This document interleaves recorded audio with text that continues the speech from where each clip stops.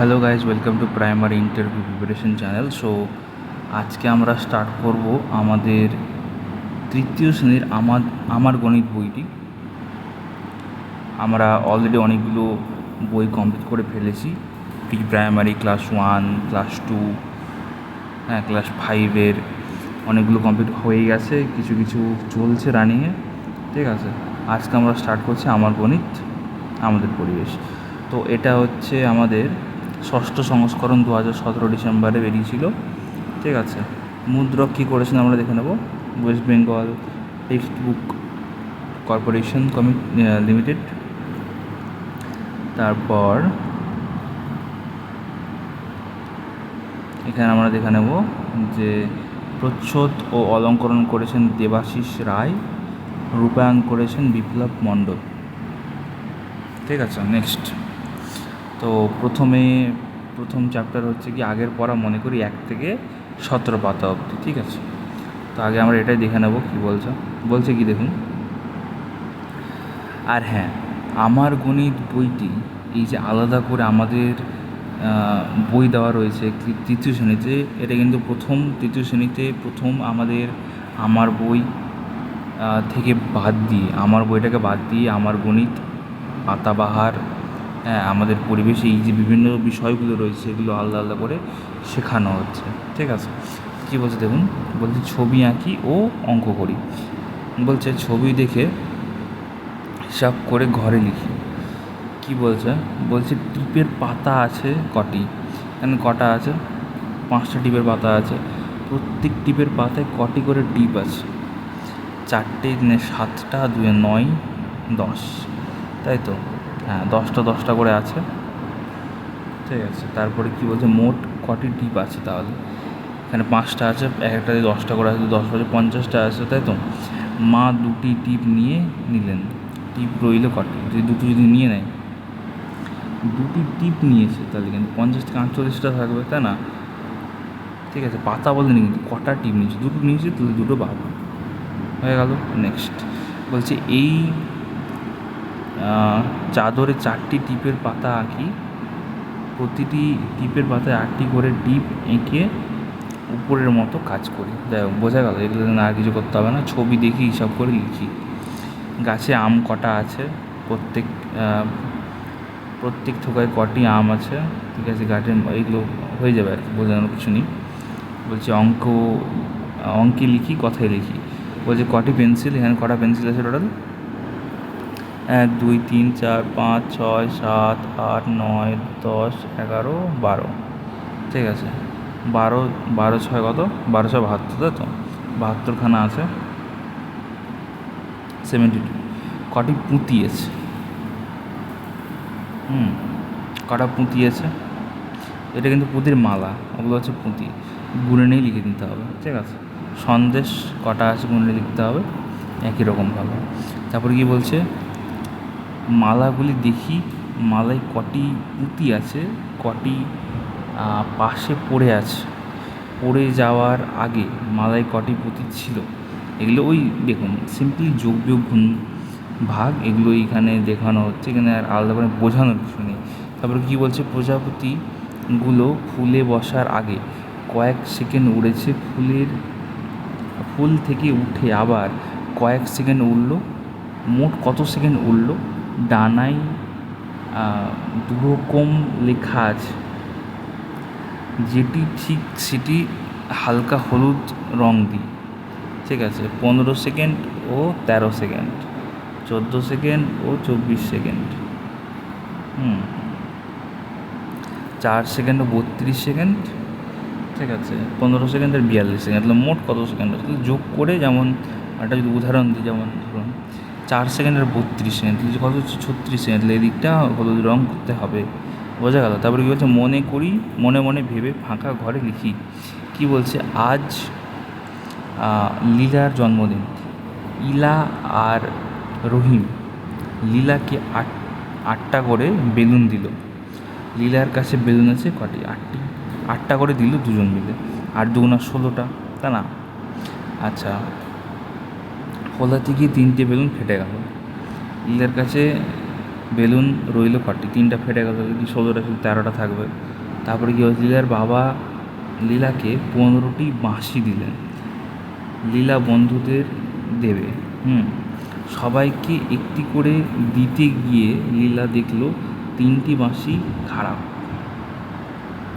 15টা দিয়েছে, তাহলে 12টা ঠিক আছে। বাঁশিগুলি বন্ধুদের দিল, বাঁশি পেল কতজন বন্ধু? 12 জন বন্ধু। তারপরে কি বলছে, প্রিয়া, সোমা, মঙ্গলা, শবনম, রোজি, শুকুর আর শান 7জন মিলে বাগানে ফুল তুলল। কে কটা ফুল তুললো তা নিচে লেখা আছে।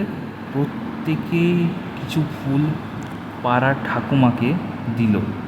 ঠিক আছে, পাড়ার ঠাকুমাকে দিল।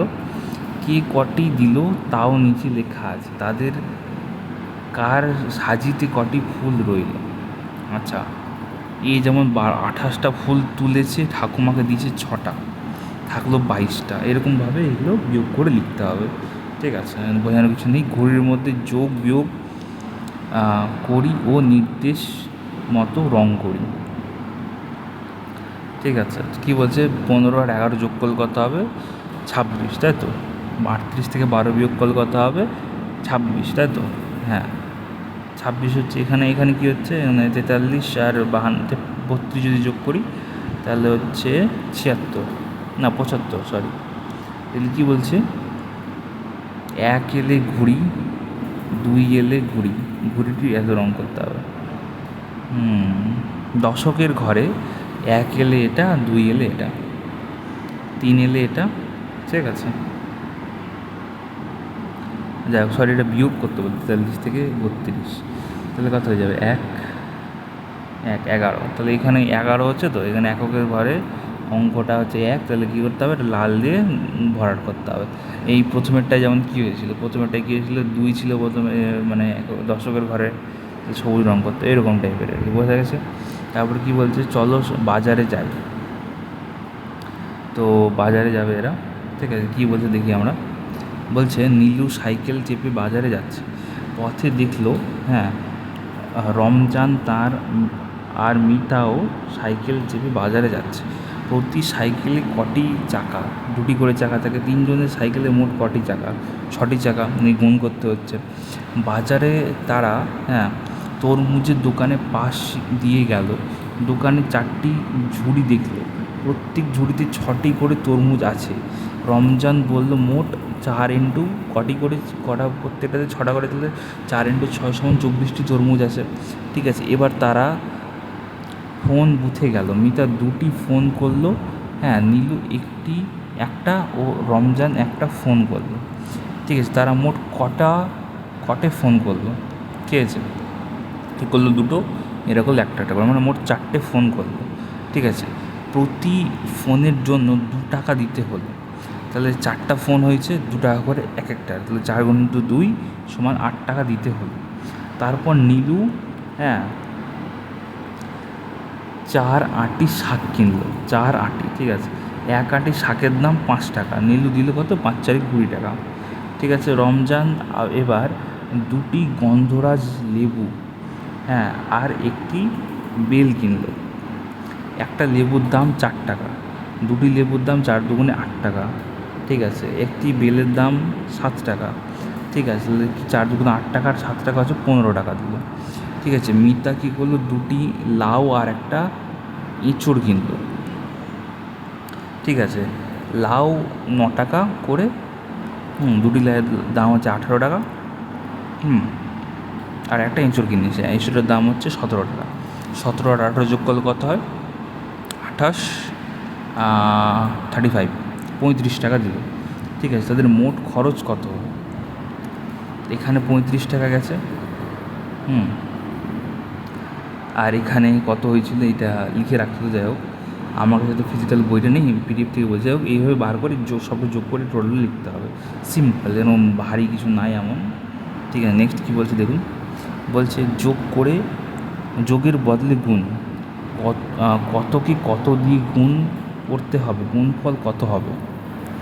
3 বদলে 3 আর 3 যোগ করে 6 হচ্ছে। 3 এখানে যোগ না করে যদি গুণ করতে, তাহলে কী দিয়ে গুণ করতে হতো? তাহলে 2 দিয়ে গুণ করতে হতো। 5-এর বদলে 5 × 3 করতে গেলে 5×9 = 15 হয়ে যাবে, 7×4 করলে 7×4 = 28 হয়ে যাবে, 9×3 × 5 9×5 = 45 হয়ে যাবে গুণ 5 করলে।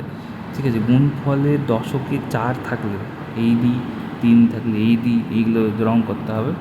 ঠিক আছে, তারপর কী বলছে, সমান ভাগে ভাগ করি, সমান ভাগে ভাগ করতে বলছে, সমান ভাগে ভাগ করতে বলছে। কী বলছে দেখুন, 3 থেকে শুরু করে 2 ঘর ছেড়ে রং দিই। 3 থেকে শুরু করে 2 ঘর ছেড়ে রং দিই। তো কী বলছে, রানার বাড়িতে 3 বন্ধু বেড়াতে এসেছে। রানার দাদু 9টি সন্দেশ এনে দিলেন। রানা সন্দেশগুলো 3 বন্ধুর মধ্যে সমান ভাগে ভাগ করে দিল। রানা প্রত্যেককে কটি করে সন্দেশ দিল। ঠিক আছে, 9টা সন্দেশ দিয়েছে, হ্যাঁ, আর 3 বন্ধু এসেছে, 3টে করে পাবে একজন, ভাগ করতে হবে। ঠিক আছে, তারপরে কী বলছে, আশার দাদা, হ্যাঁ, হনুমানদের কলা খাওয়ান। 4টে হনুমানকে 16টি কলা সমান ভাগে ভাগ করে দিলেন। প্রত্যেক হনুমান কটি করে কলা পেল? 4টা করে পাবে, তাই না? তারপরে কী বলছে, চাচা আমিনাদের 5 জনকে মোট 15টি চকলেট সমান ভাগে ভাগ করে দিলেন। আমিনা প্রত্যেকে কটি করে পেল? 5 জন আসলে 3টা করে পাবে, তাই না? তারপরে কী বলছে, রিমলি, হ্যাঁ, বইয়ের তাকে 21টি বই রাখবে। 3টে খোপ, প্রত্যেকটা খোপে কটা করে বই থাকবে? 7টা করে, তাই না? এরকমভাবে করতে হবে। তারপরে কী বলছে, ফাঁকা ঘরে ঠিকমতো সংখ্যা লিখি, 2টো করে সমস্যা তৈরি করি। কি বলছে, এবার এখানে কাকা 12টি লিচু 2 জনকে সমান ভাগে ভাগ করে দিলে প্রত্যেকে কটি করে পাবে? মানে যেমন ধরুন, এতক্ষণে আমরা কী করলাম, একটা গল্প দেওয়া হলো, গল্প থেকে বাচ্চারা সলভ করলো আর কি। এবার এখানে সংখ্যা দেওয়া রয়েছে, ঠিক আছে, এবার এখান থেকে বাচ্চাদেরকে এই প্রশ্নটা তৈরি করতে হবে, যে প্রশ্নটা কী হবে। এই জিনিসটা খুব ভালো, তারা উত্তরও যেমন দিতে শিখবে, সেরকম প্রশ্ন বানাতেও শিখবে, তাই না?